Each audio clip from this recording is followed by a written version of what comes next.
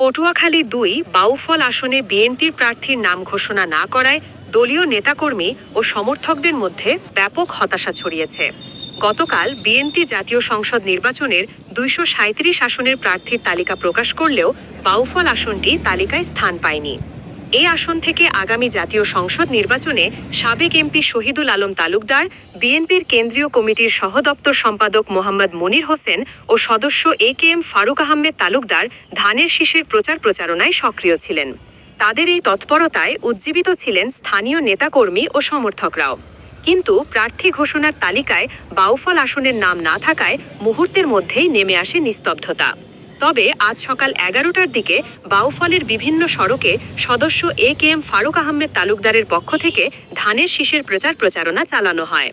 তালিকা প্রকাশের ১ ঘণ্টা আগেও শহরের দলীয় নেতাকর্মীদের নিয়ে গণসংযোগ করছিলেন মোহাম্মদ মনির হোসেন।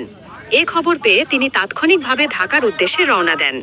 উপজেলা বিএনপির সদস্য সচিব আপেল মাহমুদ ফিরোজ তার প্রতিক্রিয়ায় বলেন, বিএনপির প্রার্থী ঘোষণার তালিকায় বাউফলের নাম না থাকায় আমি হতাশ। তবে আমি বিশ্বাস করি শেষ পর্যন্ত এ আসনে মোহাম্মদ মনির হোসেনই দলীয় মনোনয়ন পাবেন।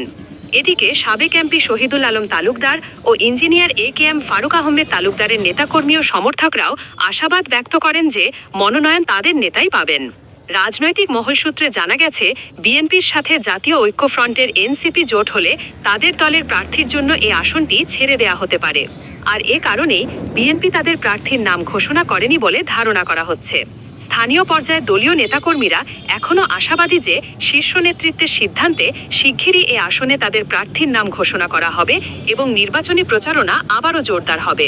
তবে আনুষ্ঠানিক ঘোষণা না আসা পর্যন্ত এই অনিশ্চয়তা তাদের মধ্যে হতাশা আরও গভীর করছে। পটুয়াখালীর বাউফল থেকে মাসুম বিল্লার রিপোর্ট।